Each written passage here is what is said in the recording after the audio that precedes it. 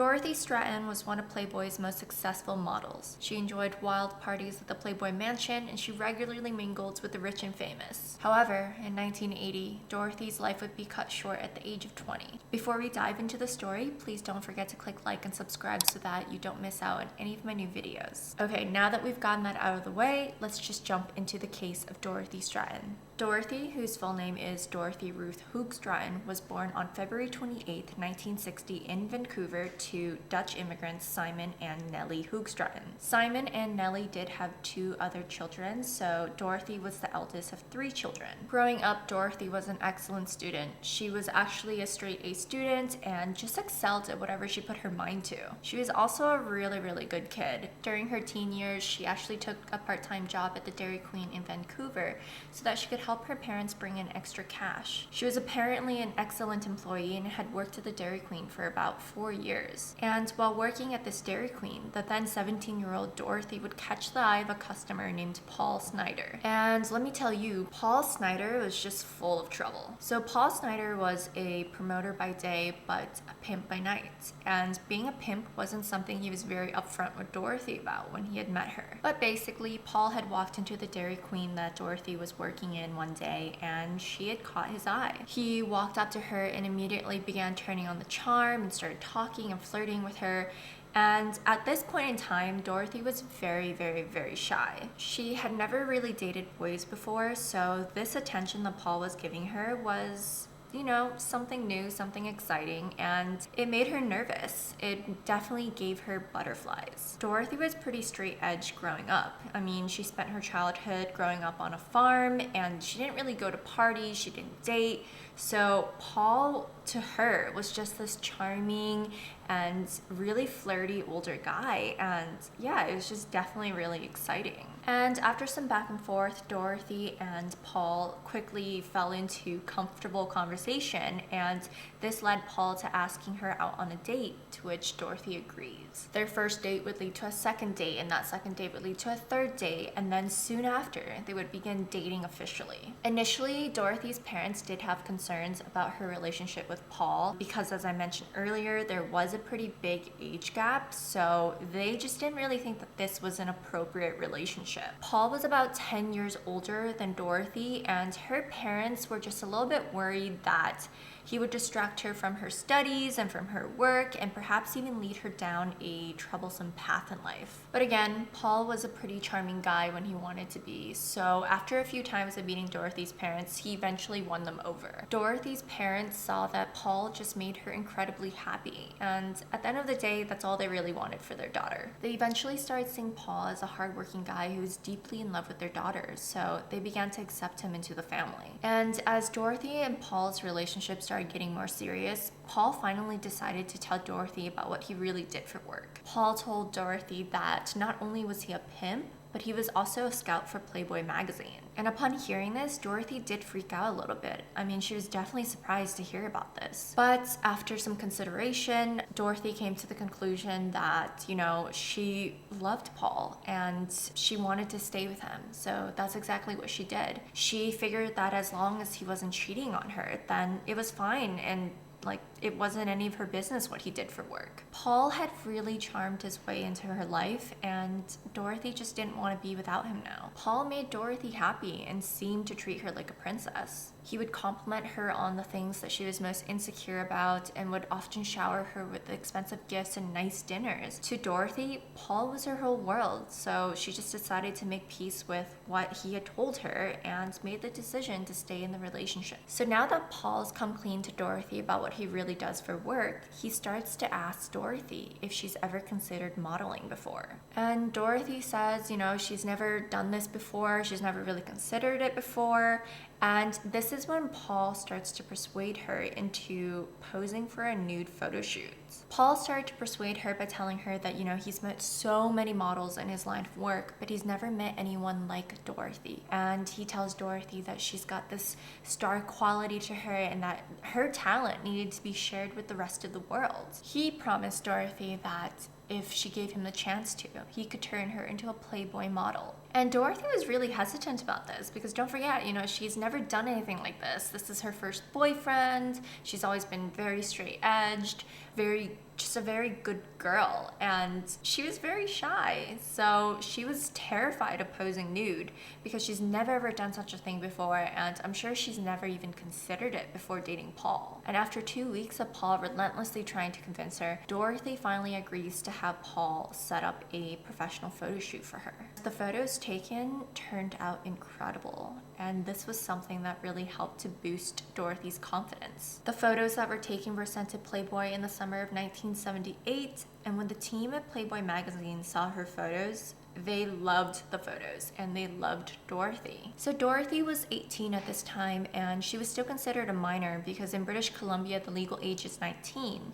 So when Playboy magazine wanted to release her photos, Dorothy had to try to convince her mom to sign her model release form, and eventually her mom agreed, and these photos would go on to help Dorothy launch her career in Los Angeles. In August 1978, Dorothy would move to Los Angeles, where she would be chosen as a finalist for the 25th anniversary Great Playmates Hunt. Over the next 2 years, Dorothy's career really started to kick off, and she even became a Playboy Playmate of the Year and even started to get into acting. And during these 2 years, Paul would actually move to Los Angeles to be with Dorothy in June of 1979, and the two would get married. Apparently, Hugh Hefner, who, ran Playboy, he and the others who were close to Dorothy actually warned her to not get married to Paul just yet.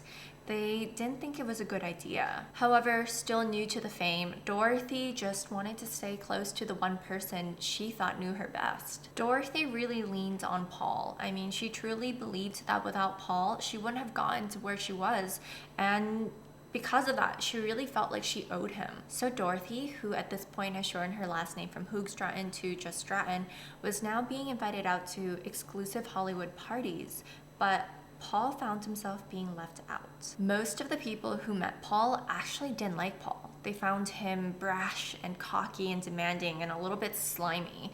And Paul was described by many to be pretty controlling and a pretty jealous partner. And this caused a lot of strain on his relationship with Dorothy. It's also been reported that Paul wasn't the most faithful partner and was actually caught with another woman at the Playboy mansion. He was apparently caught with this woman during one of their parties, and security ended up kicking him out. And from there onwards, he actually wasn't allowed back into the mansion without Dorothy with him. What a great guy, right? The strain in their relationship would eventually lead to Dorothy seeking a physical and financial separation from Paul. And around this time, Dorothy began seeing a director named Peter Bogdanovich. And as you can imagine, Paul definitely wasn't happy about this.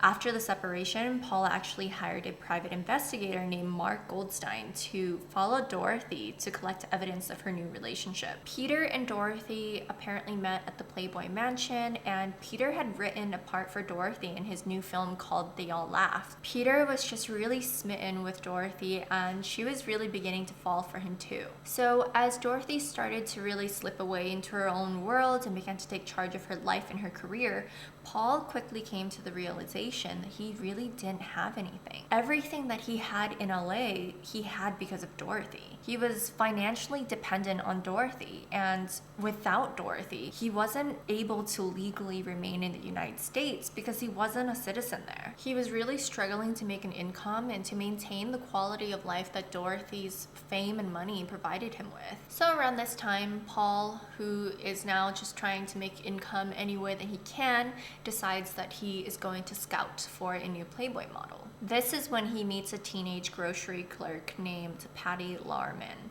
And I'm not sure if he and Patty had a physical relationship or if it was purely business. That's a bit unclear to me. I have a feeling maybe they did have something physical, but again, I am not 100% sure. That's just my gut feeling. But anyways, Patty would end up moving into the West Los Angeles home that Paul and Dorothy shared with their roommate, Stephen Kushner. But at this point, actually, Dorothy had already moved out of that home that she had shared with Paul and Stephen and was now quietly living with Peter in his Bel Air mansion. So during the summer of 1980, Dorothy was actually out of Los Angeles. I believe she was in New York for most of the time filming for Peter's film, and she might have gone somewhere else to vacation with Peter. But she came back towards the end of July, meaning she went back to Los Angeles towards the end of July. And on the evening of July 31st in 1980, Paul, who now is aware that Dorothy is back in town, sneaks over to Peter's house and hides in the bushes with a handgun that he borrowed from his friend. Paul's intention was to shoot whoever he saw at the entrance of the property, basically. Luckily, however, he was there for hours and no one ever showed up, so Paul eventually gave up and left. Paul's friend, the one that he had borrowed the handgun from, eventually asked Paul for the handgun back, and when returning that handgun, Paul admitted to his friend that he had suicidal thoughts. His life was beginning to really fall apart and he was losing control of his relationship and of his work, so there was just a lot going on in his head. And on August 8th of 1980, Dorothy and Paul would meet for the first time in months. Paul had hoped that this meeting in person would give him the opportunity to win Dorothy back, but any hope of getting back together was quickly shattered when Dorothy confessed to Paul that she was in love with Peter and she wanted to finalize the separation. Paul tried to convince Dorothy to change her mind, but Dorothy's decision was made. She didn't want this anymore. She wanted to move on. And in the end, they both agreed that they would meet again the following week to discuss a monetary settlement and to finalize the divorce. Little did Dorothy know that Paul was beyond devastated by this separation and was now about to do something that would send shockwaves through Hollywood. Apparently, right after meeting with Dorothy, Paul became obsessed with finding a handgun. He went to a gun store but was denied the right to purchase a handgun because he wasn't a US citizen. So Paul, who's now pretty desperate, goes to his private detective, the same one that he had hired to follow Dorothy and Peter, and tells him like, hey, I need a handgun for home protection. But the private investigator was kind of suspicious and was just like, no, I'm not gonna go and buy you a handgun. So Paul, even more desperate than he was before, decides that he's gonna try to purchase a gun online in classified ads. And unfortunately, Paul did manage to get his hands on a shotgun through a private seller through classified ads. Paul received the shotgun on August 13th, one day prior to the murder that he was about to commit. So on August 14th of 1980, Dorothy would make her way over to the house that she used to share with Paul and Stephen. She had planned to go there to finalize the details of their divorce, just like Paul and her had agreed to the week prior. This was despite numerous people telling her not to go there. Several people had expressed concerns about her going to the house alone to meet with him in person. Both Hugh Hefner and Peter had actually forbidden her to go over to the house, but she apparently lied to them and snuck over to meet Paul anyways. Dorothy just really didn't believe that Paul was a threat and that he could possibly harm her in any way. She just didn't believe that he was that type of person, and this very decision would turn out to be a massive mistake. So when Dorothy gets to the house, neither Patty or Stephen are home. Patty had left the house knowing that Dorothy was going to come over later to speak with Paul, and she just wanted to give them their space, and Stephen was out at work. So when Dorothy came over, it was just Paul and Dorothy in the house. And later that evening, both Stephen and Patty would come back to the house, and they both remember seeing Dorothy and Paul's cars parked in the driveway. They both assumed that Dorothy and Paul had made up and they were downstairs in their room together, so Stephen and Patty decided to watch TV upstairs for a few hours. Eventually, though, Stephen and Patty started to feel a little bit off. They just thought that it was too quiet downstairs, and they decided to go downstairs just to, knock on Paul's door and just make sure that everything was okay. But when they knocked on the door, no one answered. This is when Stephen decides to open Paul's door, and what they would find inside the room would look like something out of a horror movie. Both Dorothy and Paul were found dead in the bedroom, and they were found both naked, and they had both sustained gunshot wounds. Police had determined that Paul had SA'd Dorothy and then had shot her and then turned the gun on himself. Paul had realized that he didn't have a future with Dorothy, and he basically just didn't want her to have a future with anybody else. so he would end up taking her life. Dorothy was 20 years old at the time of her murder, and her death was devastating to Peter and to Hugh and to so many people in her life. Dorothy was cremated and her remains were kept at Westwood Memorial Park, the same cemetery that Marilyn Monroe was buried at. And apparently after Dorothy's death, Peter would actually go on to take care of Dorothy's family for many years. Peter had claimed that if Dorothy hadn't passed away, they would be married right now, and he would be married into her family. So just because she was no longer there doesn't mean he has to stop being part of her family. I think that's really nice. I think what he did was really sweet. But what I find really weird here is that about 8 years after Dorothy's death, Peter would go on to marry Dorothy's younger sister, Louise. Louise and Peter got married in 1988, and Louise was 20 years old and Peter was 49. So there was a big age gap. It's a bit weird. It is really weird to marry your dead girlfriend's younger sister. It almost seems like, I don't know if I'm allowed to say this on YouTube, but you know, GROOMING, because he took care of her as a young girl, basically, after Dorothy passed away. Basically, Louise was like a teenager. She was a child for most of the time that Peter knew her. And then he marries her. There's just something really gross about that. Anyways, they would end up divorcing in 2001, but even after the divorce, Louise and Peter did remain friendly. They had worked on films together in different projects, so there wasn't any, I guess, ill will after the divorce. But yeah, I do find that just a little bit icky and weird. But anyways, that does bring the case to a close, guys. I just want to say thank you so much again for tuning into another video with me. And if you guys have any case recommendations, please drop them down below into the comments. And yeah, please don't forget to click like and subscribe. It really does help in, you know, growing my channel, and it's super appreciated. And I will also see you guys in my next video. Bye guys, have a great new year.